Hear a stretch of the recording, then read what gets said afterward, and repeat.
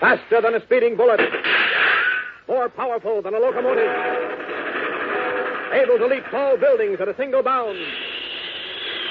Look, up in the sky. It's a bird. It's a plane. It's Superman.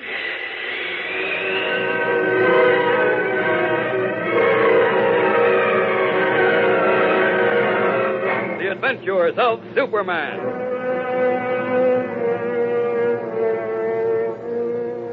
When the planet Krypton, home of a race of supermen, exploded into dust, the sole survivor was an infant boy who had been shot to Earth in a sealed rocket.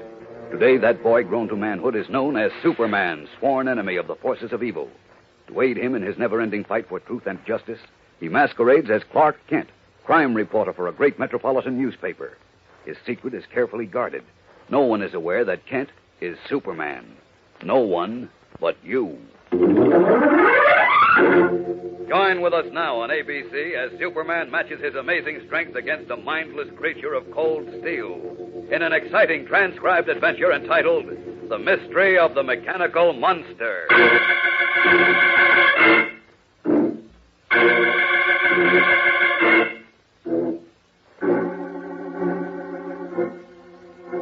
Since the beginning of time, man has ever sought to conquer the elements, to harness the unlimited forces of nature. He has thrown great dams across wide rivers and tapped the energy in their raging torrents. He has bridled the wind and given himself silver wings. He has captured and stored the heat of the sun and the moisture of the rain. Yes, he has even split the atom, for better or for worse. These things man has done, and more. But it is not enough. It is not enough that he has mastered the wind and the water, the sun and the rain.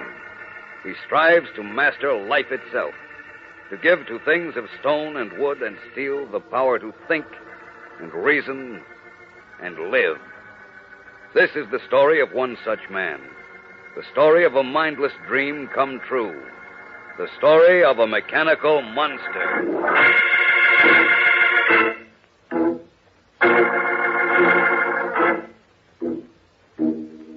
It is noon at the corner of First and Main Streets in the heart of the city of Metropolis. Office workers on their way to lunch crowd the curbstones waiting for the traffic lights to change. Suddenly, a woman screams. Then another. And another. A wave of panic and pandemonium sweeps over the crowd as they fall back from the intersection. For there, almost in the center of Main Street, a 200-pound iron manhole cover has been tossed aside like a poker chip, and the gleaming metal head and shoulders of a huge mechanical monster can be seen emerging from the dark depths of the sewer.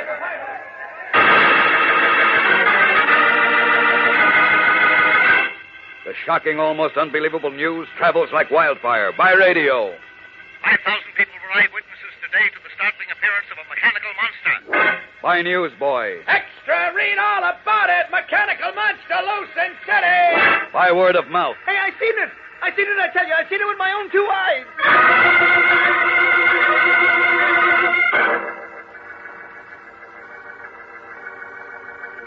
Meanwhile, at the offices of the Metropolis Daily Planet, Clark Kent, who is in reality Superman, is closeted with Perry White, editor of the paper.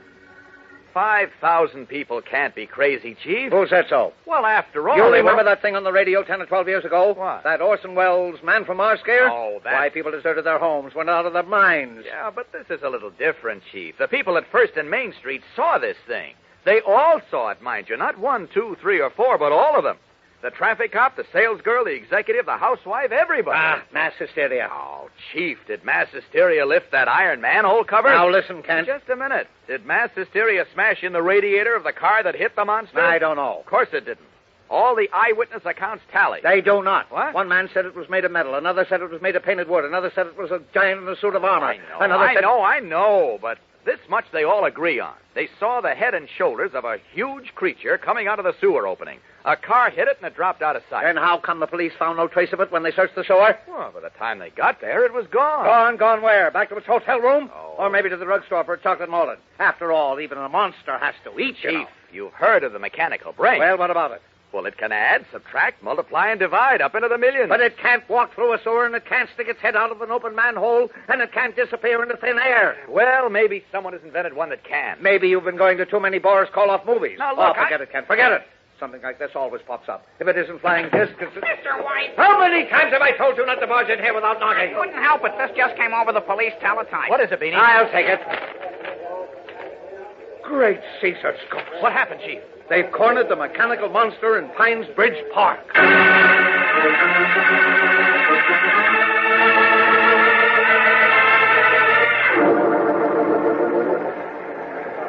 Inspector Henderson! Inspector Henderson! Oh, hello, Kent. Hey, close your men in on the south side, Riley. Yes, sir. Keep that circle tight. Oh, what's the story, Inspector? Oh, Kent, don't bother me now, will you, please? Malone, get those tear gas guns off that truck and move fast. Oh, what am I talking about, anyway? What good is tear gas against a mechanical monster? Are you sure he's in the park, Inspector? What? Yes, I'm sure. Hey, keep those searchlights moving, men. Who saw him, Inspector? Oh, Kent, in the name of heaven, please. Yeah, what is it? A girl broke through the line near the bandstand. Wait a minute. I can't understand a word you're saying. A girl broke through the line up near the bandstand. She broke through. She ran right into Senator Park. She what? Well, we didn't have a chance to stop her. Before we knew it was happening, we lost her in the dark. You mean to tell me that there's a girl in there now with that monster? Yeah, she must be crazy. Oh, good heavens. Look, pass the word along. Tell the men to watch their fire. All I need now is to have one of them put a bullet in the girl. Yes, sir. Don't worry, Inspector. Kent, instead of standing there telling me not to worry, why don't you get your friend Superman in on this thing? If ever we needed him, we need him now. Inspector, no sooner said than done. See you later. Melting into the darkness behind the battery of high-powered searchlights, Clark Kent swiftly makes the transformation from the mild-mannered, bespectacled reporter to his true role of Superman. Then, leaping high into the air, the only human being who numbers among his other amazing powers the power of flight hovers like some great red and blue bird above the park, his sharp, all-seeing eyes piercing the darkness below, a darkness made more fantastic by searching fingers of light. Suddenly, he spots his quarry. Turning in midair, every muscle in his powerful body tense and taut, he swoops down like a diving hawk and lands on a tree-bordered path. Directly in front of him, lumbering up the path like some huge creature spawned in the dark horror of a nightmare, is the mechanical monster.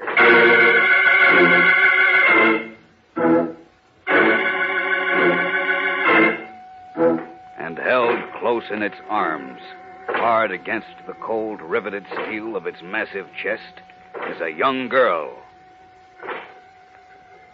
Slowly, foot by foot, moving with the clumsy, stiff-legged gait of a mindless thing, the monster closes the gap between itself and Superman. A shrill, high-pitched whine, almost like the eerie threnody of a lost soul, comes from its shapeless slit of a mouth, and the two purplish-blue bulbs that serve as its eyes flicker on and off like ghostly signal lights. Puzzled and uncertain, facing a new kind of menace, Superman hesitates as the towering creature bears down upon him. How can he stop it, do battle with it, without injuring the girl? The answer comes from an unexpected source. The girl herself. Don't try to stop him. I've got to stop him. He'll kill you if I don't. No, please. You don't understand. He's all right now. The police have the park surrounded. He can't get through. Call him off. Tell him to go away. He won't hurt anyone now unless they try to stop him. Please, you must believe me. Who are you? What's your name? Carol Martin. I'll explain everything when this is over. All right. Get in touch with Clark Kent at the Daily Planet. I will. Now, please, don't let the police try to stop him. I'll do my best.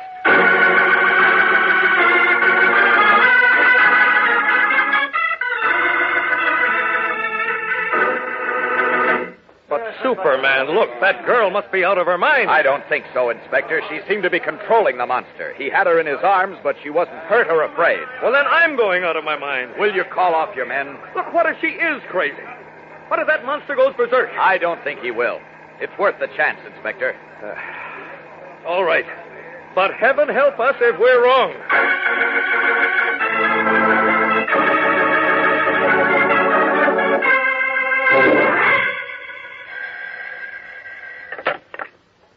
Yes. Governor Landry calling, Mr. White. I'll put him on. Hello, Governor. Yes, Governor, yes, I know.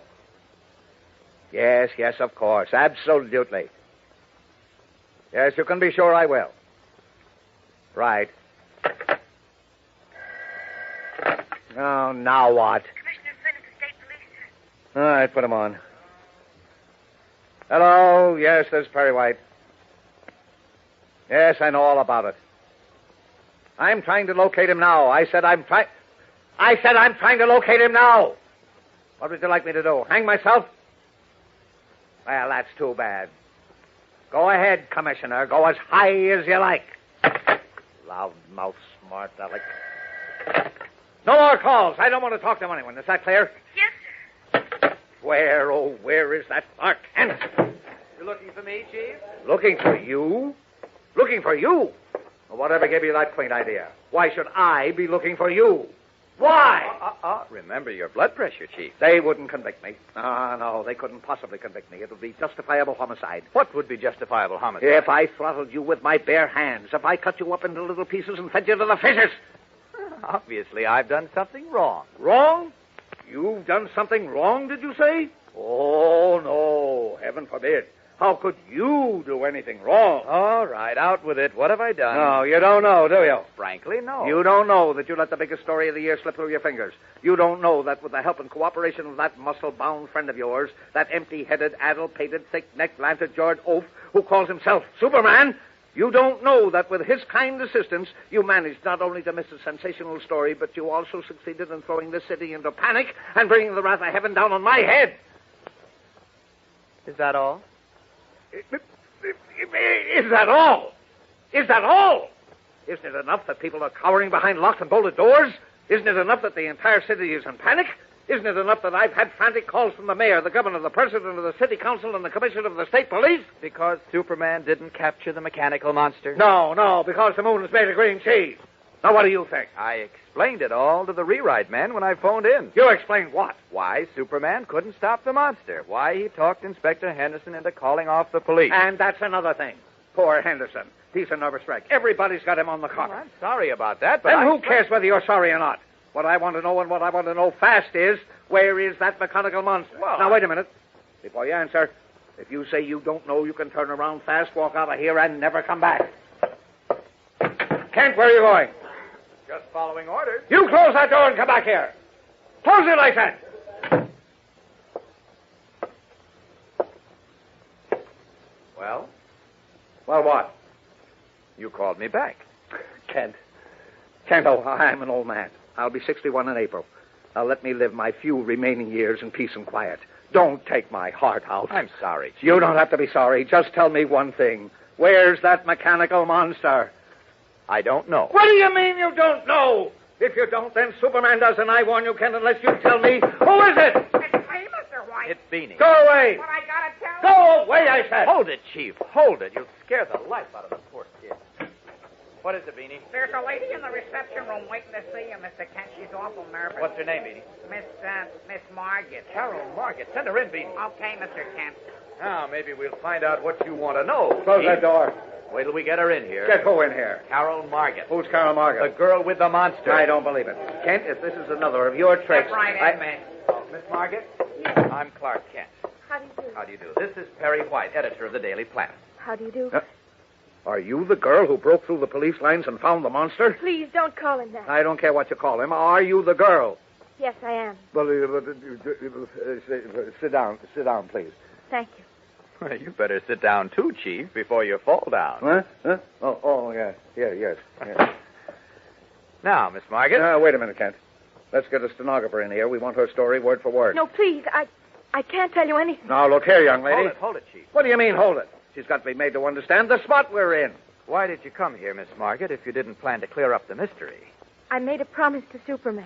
But you also said you'd explain everything. Yes, I know, but I can't. Why not? Chief, please. Don't Chief please me. She's got to talk. It's her public duty. If she doesn't, I'm going to turn her over to the police. Well, it won't happen again. I promise you it won't. No, that's not enough. The people of this city have a right to an explanation. Where's the monster now? Please, I ask you. All right. The thing. Where is it? I can't tell you. Kent, this is ridiculous, and I'm not going to put up with Oh, it. Chief, listen. No, I'm not going to take the responsibility or the criticism for letting her get away with this. Yes, Mr. White? Get me Inspector Henderson. Now, Chief, don't. You're making a mistake. Hold on a minute. Why am I making a mistake? We haven't given Miss Margit a chance. Now, I'm sure she'll be willing to tell us why she can't give us a full explanation. What about that young lady? certainly go that far, Miss Margaret. Well, Yes. forget the call. All right. Now, let's have it. If I tell you, will you be satisfied? Well, it all depends. What Mr. White means is that your reason must be good.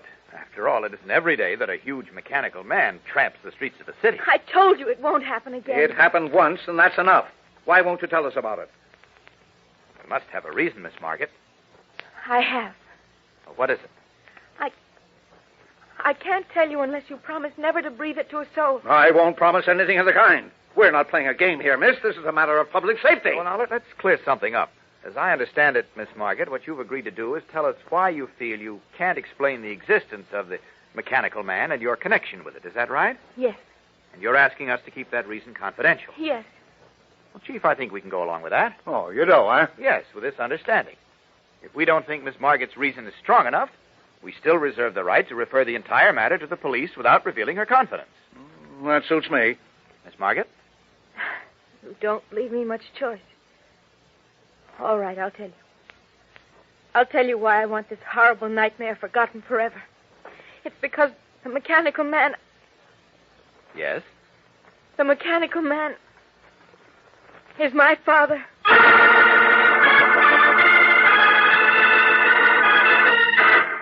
We'll be back for the startling solution to the mystery of the mechanical monster in just a moment. But first, here is your ABC announcer.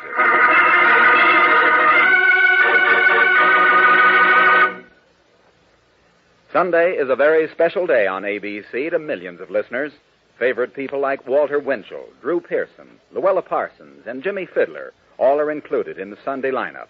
The afternoon brings film actor Edward Arnold portraying Mr. President, the lovely voice of young singing star Betty Clark, and the greatest story ever told offers a moving half hour of drama from the Bible.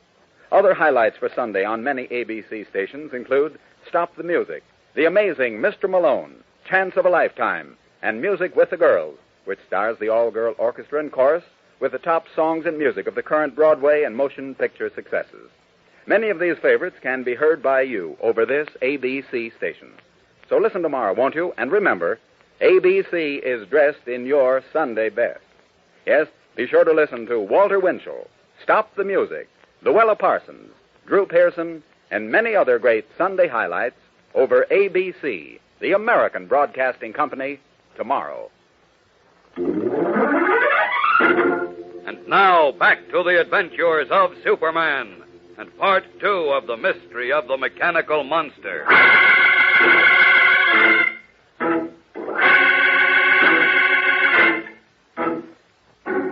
Stunned at Carol Marget's statement that the huge mechanical monster is her father, Clark Kent and Perry White stare at her in shocked, voiceless disbelief. Finally, Kent breaks the silence. You know what you're saying, Miss Margaret? Yes, I know. Now, what do you mean he's your father? How can a mechanical man be your father? Now, if you believe that, young lady... No, you don't understand. I meant that my father designed him and built him. I meant that everything he does is done at my father's bidding. He's my father's slave. You didn't say that. You said the mechanical man was your father. I don't remember, but if I did, it's almost true. For better than a year now... Don't stop, Miss Margaret. No, I mustn't say any more. You promised if I told you the reason that... All right, you don't have to tell us any more if you don't want to. Kent, are you crazy? We don't know any more than we knew before. Who's her father? Where is he? Why did he build that monster? I think Miss Margaret's reason for not wanting to tell us any more is good and sufficient. No, is that so? Yes. Well, have another think for yourself, because I don't. You promised, Mr. I White. said if your reason was good enough. It isn't. Your father, whoever he is, created panic in the heart of Metropolis with that mechanical thing. 7 people were injured. Luckily, no one was trampled to death. I know all that, but I told you it won't happen again. It shouldn't have happened the first time. Chief, we're not getting anywhere. You may go if you wish, Miss Margaret. Thank you. No, just a minute. I appreciate your coming in. Did you hear me? Goodbye, Miss Margaret. Goodbye, Mr. Kent. Thank you again. Kent! Take it easy, Chief. No, you Just stop spluttering and listen to me now. I had to let her go. Why? In the name of heaven, why? In order to learn something, I'm going to follow Oh, her. no, you're not. You're through. You're finished. Well, we'll discuss that later. Kent, come back here. I haven't time. I've got to follow her. Then I'm going with you.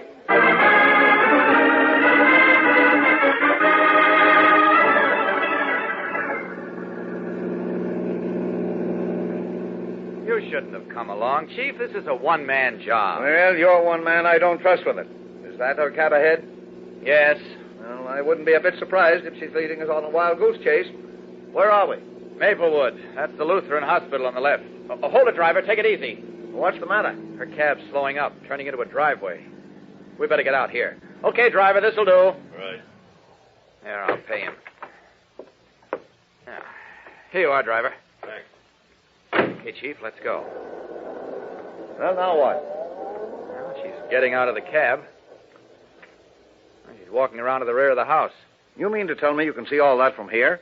Sure. Cab's backing out of the driveway. See it? You've got wonderful eyesight. That much I'll say for you.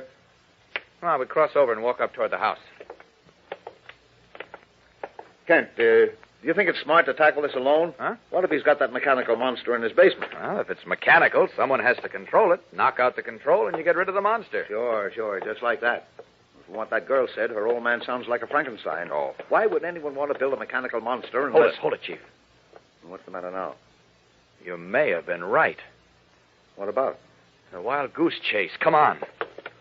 Kent, why do you insist on talking in riddles? And I'm not quite sure yet. Sure, about what? Take it easy, will you? I can't keep up with you. Oh, I'm sorry. Here's the driveway.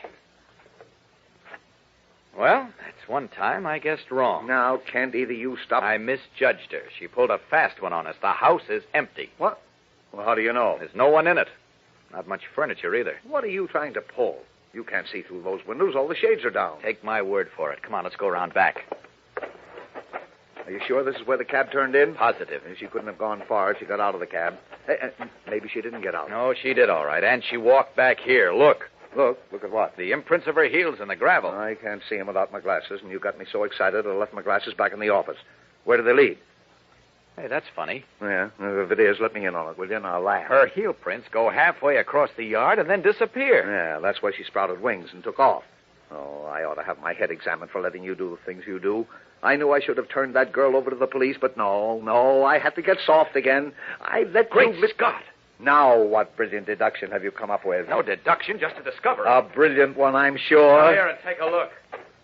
Look at that. And now, what's so special about that?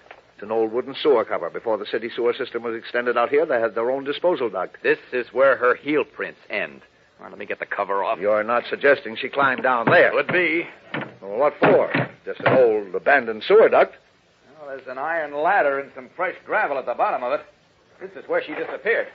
Don't go down there, Kent. Oh, why not? Well, in the first place, it's pitch dark. Second place, it isn't safe. Well, if it was safe for her, it's safe for me. Wait up there while I look around. No. You're not getting out of my sight. You don't want to come down here, Chief. Oh, I don't want to, but I'm going to.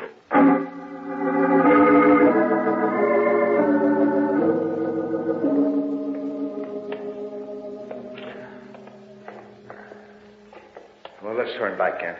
We've gone far enough. No, we haven't. But what good is it? You can't see your hand in front of your face. And anyway, I told you, if she came down here... Hold it. Hey, where are you, Kent? Right here. There's a stone door with a ring in it. Huh. Leads into a kind of a basement. Here, take my hand. Okay, watch it now. There are 3 stone steps going down. We're crazy. We're absolutely crazy. Careful. Are you all right? All right as I'll ever be in a pitch-dark sewer. We're not in the sewer now. This is part of a basement underneath a house. Oh, wait a minute. Now, don't worry. I'm not going anywhere. I hear voices. Listen. I don't hear a thing. It's the market girl and an elderly man. Say, what have you got, a crystal ball? Come on, follow me. Follow you? Well, I can't even see. Take my hand. Softly now. Okay, that's far enough. Father, you can't go on like this. You've got to stop. Do you hear the voices now? Yes. I'm too close to The man's her father. Don't you see what's going Where on? are they? There's a basement adjoining this one. We're standing at a connecting door. What do we do? I'm going to open the door. Here goes. Oh, Hello, Miss Margaret. Carol, who are these men? What are they doing in here? please go back the way you came. Who are they? How did they get here? Is he your father? Yes, please, Mr. Kent. Carol? Yes, Father. Who are these men? They're from a newspaper. Mr. Kent, he's not well. Please don't get him into a rage. Here, let me handle this. Sir, my name is Perry White. I don't think we've ever met. I'm Dr. Margaret. I have no desire to meet you. What are you doing trespassing in my private laboratory? Well, what are you doing, building mechanical monsters to scare people to death? Mr. White. Chief, take it easy. How dare you call my creation a monster? How dare you? Well, what do you call it? The answer to man's salvation. Man is destroying himself on the altar of his own greed. Father. His flesh dies from disease and his mind is poisoned by fear and frustration. I am creating a new race of men to take the place of those who failed. Father, please. Behind that curtain is the first of my mechanical brain children. Soon there will be others. Not if I can help it. You dare to challenge me? You dare. Father. But of course, you are human and riddled with fear. You must be destroyed. I draw the curtain. Behold your mechanical executioner. Father, no. Just a minute, Dr. Margot. Stand back. I throw a switch. Spin a dial. Destroy them. Hands, he's coming at us. Destroy these feeble humans. Destroy them. Stand back. I'll take care of him. Leaping to a table, Clark Kent smashes the large light bulb suspended from the ceiling, plunging the cavernous basement room into darkness. Then, dropping to the floor again, he faces the huge mechanical creature with its two blinking purple eyes. Fools! Darkness cannot save you! Plunging at the monster, Kent, now in his true role of Superman, smashes his fist into the blank metal face. The monster reels drunkenly, and the eerie whine of its mechanism fluctuates. But still it comes on, its gigantic arms extended, blindly searching for its prey. Destroy! Destroy! Determined to put an end to the madness, Superman leaps from the floor and tackles the huge creature above its stiff-jointed knees. For a timeless moment, it sways like a towering tree in the wind, and then, losing its balance, it crashes down on the cement, its riveted body breaking apart.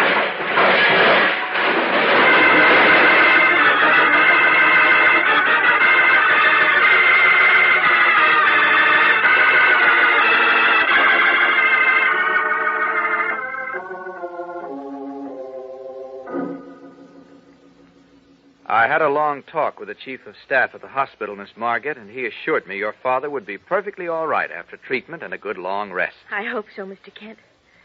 I don't know how to thank you and Mr. White for all you did. Don't thank me. I almost cooked all of our gooses. Or is it geese? When that thing came at us. Whew, I still don't know how Kent managed to floor it. It was a courageous thing to do. Courageous?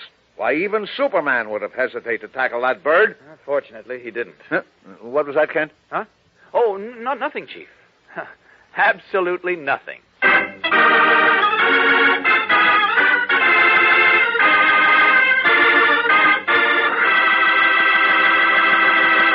And so ends the mystery of the mechanical monster on The Adventures of Superman, which come to you now each week at this same time over many of these same ABC stations.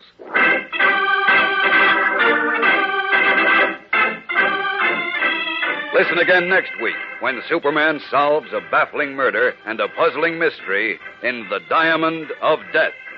Superman is a copyrighted transcribed feature appearing in Superman DC comic magazines and brings you radio's most fabulous character in thrilling stories of action, mystery, and adventure.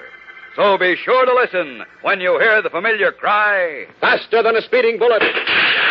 More powerful than a locomotive. Able to leap tall buildings at a single bound. Look, up in the sky. It's a bird. It's a plane. It's Superman!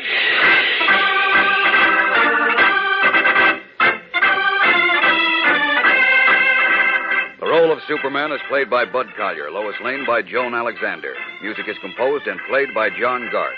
This is Jackson Beck reminding you to be sure to listen next week to The Diamond of Death on The Adventures of Superman.